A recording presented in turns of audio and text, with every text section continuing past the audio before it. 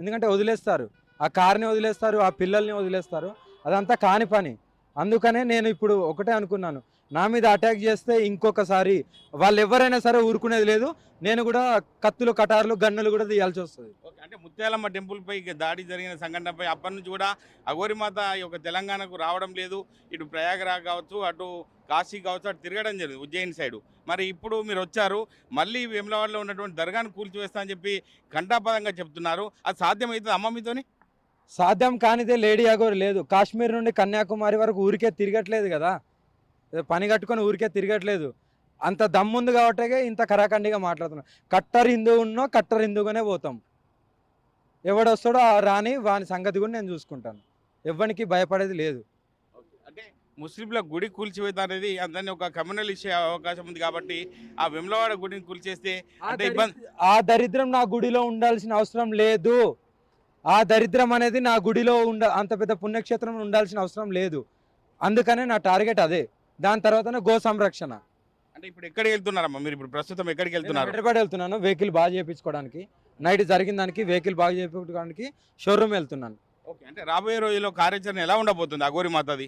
చాలా కఠినంగా ఉంటాయి, మీరే చూస్తారు. ఇంకా ఎవరైతే దాడి చేస్తారో నేను కూడా కత్తులు, కటార్లు తీయాల్సి వస్తుంది. ఓకే. ఇది మీ వ్యక్తిగత నిర్ణయమా లేకపోతే అఘోరి మాతకు గురువు చెప్పిన సలహాలు పాటిస్తూ ముందుకెళ్తున్నారా? వ్యక్తిగత నిర్ణయాలు ఏది ఉండదు, ఏదైనా గురువు ఆధ్వర్యంలో జరుగుతుంది. ఎట్లా కార్యాచరణ ఎలా ఉండబోతుంది భవిష్యత్తు? మీరే చూస్తారు. చెప్పడం కంటే చేయడం ముఖ్యమంటారు. అది హర హర మహాదేవ్. అంటే కుంభమేళా గురించి ఎట్లా ఏం చెప్తారు? అక్కడ అగ్నికి ఆహుతైన పరిస్థితి ఉంది. కుంభమేళలో అటువంటి పరిస్థితులు ఉన్నాయి. ఎట్లా దర్శనం చేసుకున్నారు మీరు?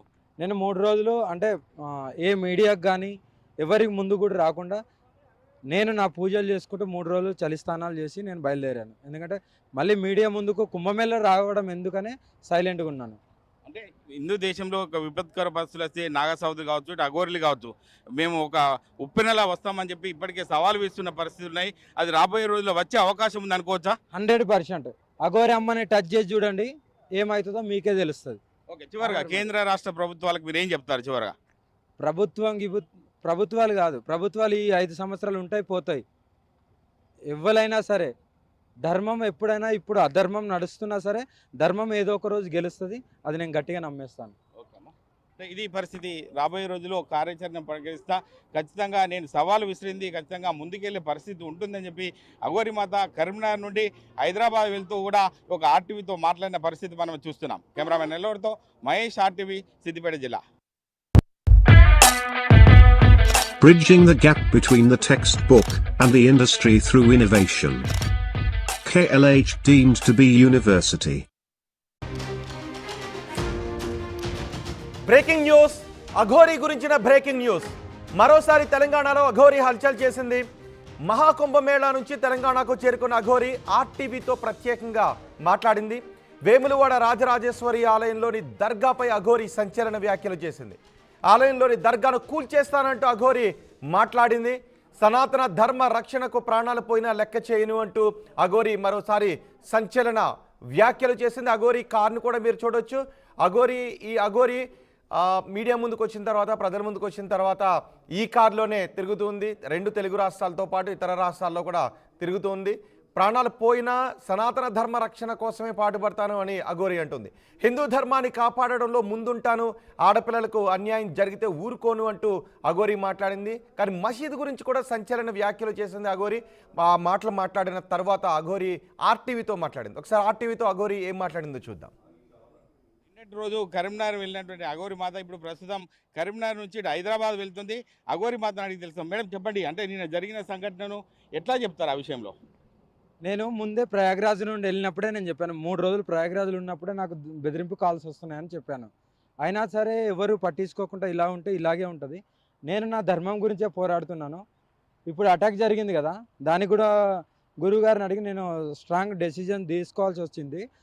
ఇంకోసారి అటాక్ జరిగితే వాళ్ళని అక్కడనే చంపేయడానికి కూడా సిద్ధంగా ఉన్నాను. ఇంకా ఓకే. అంటే పోలీస్ స్టేషన్ ఫిర్యాదు చేశారు, పోలీసులు ఏం చెప్పారు మీతోని? పోలీసులు యాక్షన్ తీసుకుంటున్నా అన్నారు, కానీ అది యాక్షన్ దాకా పోదు. ఎందుకంటే వదిలేస్తారు, ఆ కార్ని వదిలేస్తారు, ఆ పిల్లల్ని వదిలేస్తారు. అదంతా కాని పని. అందుకనే నేను ఇప్పుడు ఒకటే అనుకున్నాను, నా మీద అటాక్ చేస్తే ఇంకొకసారి వాళ్ళు ఎవరైనా సరే ఊరుకునేది లేదు. నేను కూడా కత్తులు కటార్లు గన్నులు కూడా తీయాల్సి వస్తుంది. ఓకే, అంటే ముత్యాలమ్మ టెంపుల్పై దాడి జరిగిన సంఘటనపై అప్పటి నుంచి కూడా అఘోరిమాత ఈ యొక్క తెలంగాణకు రావడం లేదు. ఇటు ప్రయాగరాజ్ కావచ్చు, అటు కాశీ కావచ్చు, అటు తిరగడం జరిగింది ఉజ్జయిని సైడు. మరి ఇప్పుడు మీరు వచ్చారు, మళ్ళీ వేములవాడలో ఉన్నటువంటి దర్గాను కూల్చివేస్తా అని చెప్పి ఘంటాపదంగా చెప్తున్నారు. అది సాధ్యమవుతుంది అమ్మ మీతోని? సాధ్యం కానిదే లేడీ అఘోరి లేదు. కాశ్మీర్ నుండి కన్యాకుమారి వరకు ఊరికే తిరగట్లేదు కదా, ఏదో పని కట్టుకొని ఊరికే తిరగట్లేదు. అంత దమ్ముంది కాబట్టే ఇంత కరాఖండిగా మాట్లాడుతున్నాం. కట్టర్ హిందువు ఉన్నో కట్టర్ హిందువుగానే పోతాం. ఎవడొస్తాడో ఆ రాని వాని సంగతి కూడా నేను చూసుకుంటాను.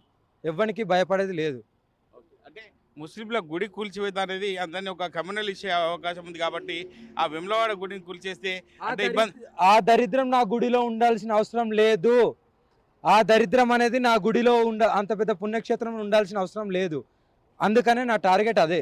దాని తర్వాతనే గో సంరక్షణ. అంటే ఇప్పుడు ఎక్కడికి వెళ్తున్నారమ్మా మీరు? ఇప్పుడు ప్రస్తుతం ఎక్కడికి వెళ్తున్నారు? హైదరాబాద్ వెళ్తున్నాను వెహికల్ బాగా చేయించుకోవడానికి. నైట్ జరిగిన దానికి వెహికల్ బాగా చేయించుకోవడానికి షోరూమ్ వెళ్తున్నాను. ఓకే, అంటే రాబోయే రోజుల్లో కార్యాచరణ ఎలా ఉండబోతుంది అఘోరిమాతది? చాలా కఠినంగా ఉంటాయి, మీరే చూస్తారు. ఇంకా ఎవరైతే దాడి చేస్తారో నేను కూడా కత్తులు కటార్లు తీయాల్సి వస్తుంది. ఓకే, ఇది మీ వ్యక్తిగత నిర్ణయమా లేకపోతే అఘోరిమాతకు గురువు చెప్పిన సలహాలు పాటిస్తూ ముందుకెళ్తున్నారా? వ్యక్తిగత నిర్ణయాలు ఏది ఉండదు, ఏదైనా గురువు ఆధ్వర్యంలో జరుగుతుంది. ఎట్లా కార్యాచరణ ఎలా ఉండబోతుంది?